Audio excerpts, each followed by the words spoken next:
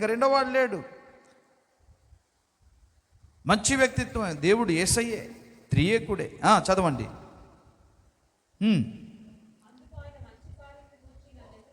ఎందుకు అడుగుచున్నావు? మంచివాడొక్కడే. నీవు జీవంలో ప్రవేశింపగోరిన ఎడల ఆజ్ఞలను గైకొనమని చెప్పెను. అతడు ఏ ఆజ్ఞలని ఆయనను అడుగగా, యేసు నరహత్య చేయవద్దు, వ్యభిచరించవద్దు, దొంగిలవద్దు, అబద్ధ సాక్ష్యం పలకవద్దు, తల్లిదండ్రులను సన్మానింపుము, నిన్ను వలె నీ పొరుగువాని ప్రేమింపవలనను అనునవయే అని చెప్పాను. అందుకు ఆ యవనస్తుడట అతను, ఇవన్నీ అనుసరించుచూనే ఉన్నాను, ఇకను నాకు కొదువేమని యేసుని అడిగాను. అందుకు యేసు, నీవు పరిపూర్ణుడ వగుటకు కోరిన ఎడలా పోయి నీ ఆస్తిని అమ్మి బీదలకేమో, అప్పుడు పరలోకమందు నీకు ధనము కలుగును. హల్లెలూయా. గమనించారండి? ఏమడిగాడండి ఈయన? ఫస్ట్ నిత్య జీవం పొందాలి. సరే నాయన, నువ్వు నిత్య జీవం పొందాలంటే పరిపూర్ణుడు కావాలి. ఆ పరిపూర్ణుడు ఏంటి? నేను చిన్నప్పటి నుంచి బోళ్ళు చేస్తున్నాను, మంచిదే, ఇంకా అది కూడా చాలదు, ఇంకా దగ్గరికి రావాలి, ఇంకా నా దగ్గరికి రావాలంటున్నాడు ఆయన. అప్పుడు చెబుతూ అడిగేసరికి ఏం చెప్పాడండి? నీ ఆస్తిని అమ్మి బేదలకి అమ్మన్నాడు. అప్పుడు ఏం చేశాడు అతను?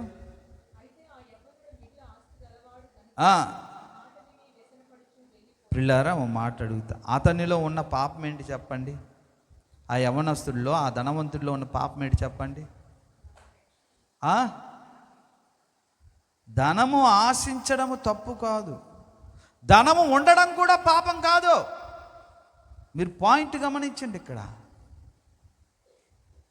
అర్థమవుతుందా? తనలో ఉన్న అసలు పాపం ఏంటో గుర్తెరగాలి మీరు. ఈ మాట చెప్పేసి చాలామంది, కాబట్టి మీ డబ్బంతా కూడా ఇచ్చేయండి వచ్చేయండి, అసలు అది కాదు. తనలో ఉన్న పాపము ప్రియులారా ధనాన్ని ప్రేమించడం వల్ల కలగలేదు. తనలో ఉన్న పాపము తాను పరిపూర్ణుడు అవ్వాలన్న కోరిక లేకపోవడమే పాపం. అర్థమవుతుందా మీకు? అర్థమైందా? ఏం చెప్పాడు అక్కడ? మొదటి వచనంలో, ముందు వచనంలో, నీవు పరిపూర్ణుడవు అగుటకు కోరిన ఎడల అన్నాడు ఆయన. అర్థమైందా? నేను పరిపూర్ణ వ్యక్తిత్వం కలిగి, దేవుని వ్యక్తిత్వం కలిగి, ఆ మంచివాడు ఒక్కడే దేవుడు కదా, ఆయనలానే మారాలి అనే కోరిక అతనిలో లేదు. కాబట్టి అది పాపం. డబ్బు సంపాదించడం, బంగారం దాచుకోవడం, ఉండడం, ఆశపడడం అది పాపం కాదు. చాలామందికి అర్థం కాదు ఈ విషయాలు. అర్థమవుతుందా? దాన్ని వేరే విధంగా నేను చెప్పవచ్చు. కాబట్టి మీ డబ్బంతా కూడా అమ్మేసి నాకు ఇచ్చేయండి అని అనొచ్చు. లేఖనం అలా చెప్పాలి, నేను చెప్పను అలాగా. తను ధనమును ఆశించడంలో తనకు పాపం కలగలే, ధనాన్ని ప్రేమించడం వల్ల తనకు పాపం కలగలే. కానీ పరిపూర్ణుడు అవ్వాలన్న కోరిక వానికి లేదు. కాబట్టి వాడు ఏమయ్యాడంటే, అతను ఆ యవనస్తుడు నిత్య జీవాన్ని పోగొట్టుకున్నాడు. పరిపూర్ణుడు కావాలన్న కోరిక ఉంటే తన ఆస్తి మీద తనకున్న అపేక్ష చంపుకుంటాడు వాడు. అది ఎంత నిజమే, ఏ మోసుకెళ్ళిపోతాం లేదు, నిజమే అంటాడు. అవునా కాదా? పరిపూర్ణుడు అవ్వాలి, నేను నిత్య జీవాన్ని పొందాలి అనుకుంటే తన ఆస్తి మీద ఉన్నటువంటి అపేక్షను చంపుకుంటాడు. అలా చేయలే. సరే అండి, అయితే నేను ఇస్తానండి, బీదలకి ఇస్తాను, మరి మొత్తం అమ్మీసి కాదులే, ఉంచేసుకొని ఇస్తాను అని అనేవాడు. కాబట్టి అప్పుడు నిత్య జీవానికి అపాత్రుడయ్యాడు. అందుకని మీకు ధనము ఉన్నా, ఏది ఉన్నా సరే, కానీ మీకు ఉండవలసింది ఏంటంటే, నేను పరిపూర్ణుడు అవ్వాలి, పరిపూర్ణ వ్యక్తిత్వం కలిగిన మంచివాడైన దేవుని వ్యక్తిత్వం అంతా నాకు రావాలి, అలా రావాలి అని ఆశపడాలి. అలా ఆశపడినప్పుడు నీకు అడ్డు కలిగేటటువంటిది ఏదైనా ఏం చేస్తావంటే, ఏంటి అడ్డు అంటే పరిపూర్ణుడవ్వాలన్నటువంటి ఆశను హరింపజేసే ధనము, బంగారము, లోక సోకులు ఏం చేస్తాం? దాన్ని చంపించుకుంటాం. దాన్ని చంపించుకున్నప్పుడు అప్పుడు అది పెంట కుప్పతో సమానం కనబడుతుంది నీకు. అర్థమవుతుందండి? నేనేమో అంతా పెంట కుప్పతో సమానం చూడండి అనుకునే ఆ పెంట అంతా తెచ్చి ఇక్కడ పెడితే ఆ పెంటతో నేను పెద్ద ఉన్నాయి, నేను పెద్ద పెంటగాన్ని అవుతాను. అవునా కదా? ఇప్పుడు చాలామంది అలాగే అయ్యారు. నేను అలా చెప్పను. పేదలకు ఇవ్వండి, సేవకు ఇవ్వండి, పరిచర్య చేయండి. కాబట్టి పిల్లారా, ఆ యొక్క యవనస్తుడు ధనవంతుడు తాను పరిపూర్ణుడు అవ్వాలన్న కోరిక తనలో లేదు. అందుకే నువ్వు నిత్య జీవానికి అపాత్రుడు అన్నాడు. ధనవంతుడు వెళ్ళలేడయ్యా. ఎందుకు వెళ్ళలేడు? మరి అందరూ ధనవంతులు, అమెరికా వాళ్ళందరూ ధనవంతులే, వెళ్ళరా అంటే ఏసే అబద్ధం ఆడా? అందరు పేదరికంలో ఉండాలనా? కాదు కాదు. నువ్వు ధనవంతుడైనా సరే నీ ఆశ ధనం మీద కాదు ముందు ఉండేది. నేను పరిపూర్ణ వ్యక్తిత్వం కలిగా వ్యక్తిగా మారుతానన్న కోరిక నీలో లేకపోవడమే క్షమించరాని నేరం.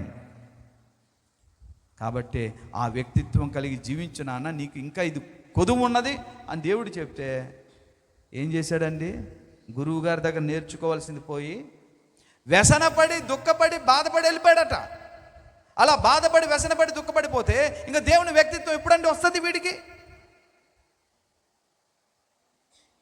కాబట్టి ఉన్నతమైన వ్యక్తిత్వం గల వారు చెప్పినప్పుడు నీచమైన వ్యక్తిత్వం గల వారు నేర్చుకొని సరి చేసుకున్నప్పుడు ఎటువైపు వెళ్తుందండి మన వ్యక్తిత్వం? ఆయనను పోలిన వ్యక్తిత్వంగా మారుద్ది. క్రైస్తవ సంఘాలు ఎందుకు? భక్తి ఎందుకు? ఈ ఆరాధనలు ఎందుకు అంటే క్రీస్తు యేసుకు కలిగిన వ్యక్తిత్వ రూపములో మార్చబడ్డానికే. దాని కొరకు మనం ప్రయాసపడకపోతే, దాని కొరకు మనం ఆశపడకపోతే నీ భక్తి నా భక్తి వ్యర్థమే. అందుకేగా ఇంత బాధపడుతున్నాం మనం.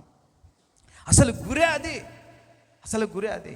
పౌలు ఎక్కడ ప్రసంగించిన ఈనాడు అభిషక్తులు దైవ సేవకులు ఎంతోమంది నిజమైన భక్తులు ఎంత ప్రసంగించిన వారు దేవుని వ్యక్తిత్వ రూపానికి దగ్గరగా మిమ్మల్ని తీసుకెళ్ళడానికి వారు ప్రసంగాలు చేస్తారు, నడిపిస్తారు. అటువంటి వారికి మీరు లోబడండి. మట్టి వాసన సంబంధమైనది ఏం చెప్పం మనం. గుర్తుంది కదా మీకు ప్రతి వారం? ఎప్పుడైనా చిలక జోస్యాలు చెప్పానా? నేను చెప్పాను మీకు. చిలక రా అనుకోండి, చిన్న ఏదో జాతకం బుక్లా తెస్తుంది. వచ్చే నెల నీకు గొప్ప లాభం రాబోతుంది చిలక చెప్పిందని. ఎప్పుడు చెప్పామా? దేవుడు నాకు బయలుపరిచాడు, కళ్ళలో ప్రార్థన చేశాను, ఏం పర్లేదు, లాభం నీకు తిరుగులేదు, కిందటి సంవత్సరం కంటే ఈ సంవత్సరం ఎక్కువ లాభం దేవుడు ఇస్తున్నాడు అని ఎప్పుడు చిలక జోస్యాలు చెప్పామా? చెప్పలే. మీ వ్యక్తిత్వ రూపం మార్చబడ్డానికి, యేసయ్య వ్యక్తిత్వ రూపంలోకి నీ వ్యక్తిత్వం నా వ్యక్తిత్వం మార్చబడ్డానికి ఏ అంశాలు కావాలో ఆ అంశాల కోసమే ప్రతిసారి చెప్తాను నేను. మన గురి గమ్యం అదే. దేవుడు అందుకే నన్ను నియమించాడట. ఎఫెసీయులకు రాసిన పత్రిక 4వ అధ్యాయం త్వరగా చూడండి. నేను ఇన్ టైంలోనే ముగించేస్తాను, మీరేం భయపడకండి. ఏదైనా మీరు ఒక్కటి గమనించండి. ఎవరికి ఫాలో అవ్వాలండి? ఎవరిని అనుసరించాలి? దేవుని వ్యక్తిత్వానికి దగ్గరగా వెళ్ళిన వ్యక్తులు మీకు బుద్ధి చెప్పినప్పుడు ఆ వ్యక్తిత్వాన్ని అనుసరించి మీరు వెంబడించాలి. నా వ్యక్తిత్వం ఏంటి తెలుసా? దేవుని వాక్యానికి కాస్త ఆదివారం కదా పూర్తి రోజు ఇవ్వాలని అనుకుంటున్నాను నేను. అప్పుడు నేనేమనుకుంటాను? నా వ్యక్తిత్వం 10 నిమిషాలు లేట్ అయినా ఏముందో అని అనుకుంటాను. దాన్ని మీరు అనుసరించాలా అనుసరించకూడదా? మీ బుద్ధి నీచమైన బుద్ధి అనుకో, తొందర ముగించేస్తానన్నారు, మీకు దండం, ఎప్పుడు అబద్ధాలు ఆడతారు, తొందర ముగించండి అని అన్నారనుకో. నా వ్యక్తిత్వం దేవుని వ్యక్తిత్వానికి దగ్గరగా ఉంది. మీ వ్యక్తిత్వం తూర్పుకి పరమడికి ఎంత దూరం ఉందో అంత దూరం ఉంది. ఎంత వేగం ముగిస్తే భోజనాలు కలిపోతాను. ఇది నీచమైన వ్యక్తిత్వం. ఆ వ్యక్తిత్వాలను మార్చబడ్డానికే ప్రయాసపడుతున్నాడు పరిశుద్ధాత్మ దేవుడు. అందుకే తన జీవాన్ని ఇస్తున్నాడు, వాక్యము ద్వారా జీవం ఇస్తున్నాడు, యేసు రక్త మాంసాల ద్వారా జీవం ఇస్తున్నాడు. ఎందుకు? దేవుని వ్యక్తిత్వంలో మన వ్యక్తిత్వాలు మార్చబడ్డానికి. క్రీస్తు యేసుకు కలిగిన ఈ మనస్సు మీరును ఎలా వచ్చేస్తుంది? చెప్తున్నాను, జాగ్రత్తగా వింటే ఇది అర్థమవుతుందని. లేకపోతే ఆ యవనస్తుడు ఏమయ్యాడండి? నిత్య జీవానికి అపాత్రుడయ్యాడు. పరిపూర్ణత సాధించాలన్న కోరిక కూడా అతనికి లేదు. ధనం ఉండడం తప్పు కాదు, ప్రేమించడం తప్పు కాదు. అక్కడ నేను పరిపూర్ణుడుగా మంచివాడైన దేవుడు అక్కడిలా బ్రతకాలి అనే ఆశ తనలో లేనందుకు వాడు నిత్య జీవానికి అపాత్రుడయ్యాడు. ఆ దుస్థితి ఏ క్రైస్తవునికి రాకూడదు. కాబట్టి సత్య ప్రవక్తలు బిడ్డల్ని ఆత్మీయ జీవితంలో ఆయన వ్యక్తిత్వంలో మార్చబడ్డానికి ప్రయత్నం చేస్తాడు. అందుకే వారి ప్రవర్తన ఫలమును మీరు అనుసరించండి అన్నాడు హెబ్రీయులకు రాసిన పత్రికలో. ప్రభువైన బిడ్డలారా, ఎఫెసీయులకు రాసిన పత్రిక 4వ అధ్యాయము 5 పనులు నియమించాడట. దేనికోసం అట? అరే బాబు, వీళ్ళందరినీ తీసుకెళ్ళి సాతానుగాడు వాని మెదడుని చెరిపేశాడు. దేవుడు వారందరి యథార్థవంతులుగా సృజించిన కానీ వారు తమ హృదయంలో వివిధమైన తంత్రములు కల్పించుకున్నారు. సాతానుడు పుణ్యం అది, వివిధ తంత్రాలు కల్పించుకోవడం. ఇప్పుడు చెడిపోయిన మనుషులందరినీ కూడా శ్రేష్టమైన వ్యక్తిత్వాలుగా మార్చాలన్న ప్రేమ దేవునికి కలిగింది మళ్ళీ. అందుకనే పరిశుద్ధాత్మ అభిషేకం, దేవుని వాక్యము, యేసు రక్తము అన్నీ ఆ జీవశక్తి దేనికి? క్రీస్తు రూపంలో మార్చబడ్డానికి. క్రీస్తు రూపంలో మార్చబడ్డానికి మారుతాను. దినదినం మారి ఆ ఆశ మనకు ఉండాలి. ఆ ఆశ లేకపోవడమే పెద్ద నేరము, ఘోరము, పాపం. ఆ యవనస్తులు అది లేకపోయింది. ఆ ఆశ ఉంటే ఖచ్చితంగా యేసయ్య చెప్పినందుకు మొత్తం ఇవ్వకపోయినా కొంత అయినా ఇస్తాడు. అప్పుడప్పుడు అయినా ఆస్తిని ఖర్చు పెట్టేస్తాడు దేవుడి కొరకు, పేదల కొరకు. ఆ ఆశ లేదు. ఆ నిత్య జీవం ఏంటో మాకు తెలియదు, ఆ మంచివాడు ఎవడో తెలియదు, ఆ పరిపూర్ణుడు అవడం ఏంటో మాకు, ఆ వ్యక్తిత్వాలు ఏం వద్దు బాబు, మా ఆస్తి మాకు కొన్ని పేదలు వద్దు అనుకుని వెళ్ళిపోయి నిత్య జీవాన్ని పోగొట్టుకున్నాడు. ఆస్తి ఉండడం తప్పు కాదు, ధనమును ప్రేమించడం తప్పు కాదు, అసలైన దాన్ని ప్రేమించలేదు అతను. అది ఇక్కడ స్టోరీ. చూసారా, ఇంత లోతుగా చెప్తే తప్ప అర్థం కాదు. దీన్ని వేరే విధంగా చాలామంది చెప్పారు.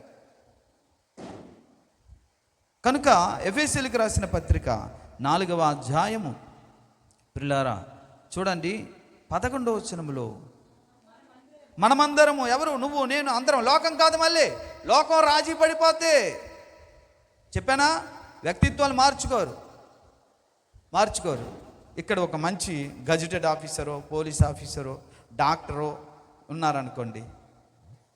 ఓ వ్యక్తి, అమ్మా మాకు ఈ యొక్క క్యాస్ట్ సర్టిఫికేట్ చేయండి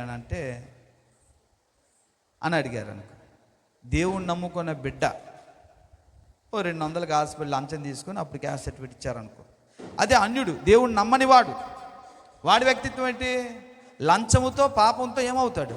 రాజీ పడిపోతాడు. మరి వాళ్ళకి మనకి తేడా ఉండాలా లేదా? చెప్పండి అయ్యా. కాబట్టి ఇక్కడ కుదరదు, రాజీ పడడం కుదరదు. అందుకే చెప్తున్నాను నేను, రాజీ పడడం కుదరదు. ఇక్కడ గొర్రె బర్రె ఉండడానికి వీల్లేదు, అందరూ గొర్రెలే ఉండాలంతే. హల్లెలూయా. అర్థమైందండి? ఇప్పుడు దేవుణ్ణి నమ్ముకున్న తర్వాత కూడా మళ్ళీ ఆ పాత బుద్ధే వచ్చి చర్చికి వచ్చి ఆరాధన చేసి బల్లారాధన చేసుకొని మళ్ళీ ఎంత ఇస్తావు? సంతకం పెట్టాలి, అది అయిపోద్ది. అయ్యో అంత 5,000 పెట్టు, సంతకం పెట్టి ఇచ్చా అంటే నీలో వ్యక్తిత్వం ఏం మారింది? రాజీ పడిపోయావు. దేవుని జీవశక్తి నిన్ను సరి చేయట్లేదా? సరి చేస్తుంది, కానీ సరి చెయ్యబడాలి, మంచివాడిగా మారాలి, పరిపూర్ణుడిగా మారాలి, పరిపూర్ణ వ్యక్తిత్వం నేను పొందుకోవాలన్న ఆశ నీకు లేదు. కాబట్టి నువ్వు పాపము పోగు చేసుకొని నిత్య జీవానికి అపాత్రుడు అవుతున్నావు. డబ్బులు నీ దగ్గర ఉండడం, ఇల్లు కట్టుకోవడం, బంగారు నగలు పెట్టుకోవడం, దీనివల్ల నీ సంపాదన తప్పేం కాదు. కానీ పరిపూర్ణుడు అవ్వాలన్న కోరిక నీలో లేకపోవడమే క్షమించరాని పాపం, నేరం. అది ఎందుకు అయ్యగారు అలా అంటారంటే, వ్యక్తిత్వం మారాలన్న వాంఛ ప్రతి విశ్వాసులో లేకపోతే అది న్యాయానికి భంగం కలుగుతుంది. ఫస్ట్ తాను ఉద్దేశించి అందరిని చేశారు ఇలా ఉండాలనుకొని, చెడిపోయింది. సరే చెడిపోయారు, మళ్ళీ బాగు చేయడానికి ఈ 4 జీవశక్తులు ఇస్తున్నాను. యేసు రక్తం ద్వారా, వాక్యం ద్వారా, పరిశుద్ధాత్మ అభిషేకం ద్వారా మీరు అందరూ మారాలి. మారుతామని దేవునితో ఏకీభవించాలి. అందుకేగా సేవకులు కూడా పెట్టి వారి మాదిరి ఫలంగా మీరు జీవించండి అయ్యా, మీరు నా ప్రవర్తనకు, నా వ్యక్తిత్వానికి దగ్గరగా వచ్చారు, మీరు చాలా దూరంగా ఉన్నారు, పోనీ వీళ్ళు చూసి నేర్చుకొని ఇంకా దగ్గర రండి అంటాడు. కొందరు వెనక్కి వెళ్ళిపోతారు, కొందరు నన్ను చెక్కడానికి ప్రయత్నం చేస్తారు. బాగా చెక్కబడిన వ్యక్తులు ఉంటారండి, వీళ్ళు ఏం చేస్తారు? అయ్యారు నీకు తెలీదు, ఎంత ఏదైనా భక్తి ఉండొచ్చు కానీ మరీ అంత లేటా? అన్ని సంఘాలు చూడు ఎంత వేగం ముగించేస్తాం. కాబట్టి మీరేం చేయాలి? కాస్త తొందరగా ముగించాలని వారు నన్ను చెక్కడానికి ప్రయత్నం చేస్తున్నారు. దాని అర్థం ఏంటి? బాగా చెక్కినటువంటి బొమ్మని వీళ్ళు పాడు చేస్తున్నారు అనమాట. కింద ఉన్నటువంటి నీచ బుద్ధి గలవాడు ఏం చేయాలి? సరేనండి, మీలాంటి ఉన్నతమైన ఆశ నాకు కలగాలండి, నన్ను అలాగే ఉంటానయ్యా అని అన్నవాడు దేవుని వ్యక్తిత్వంలోనికి మార్చబడతాడు.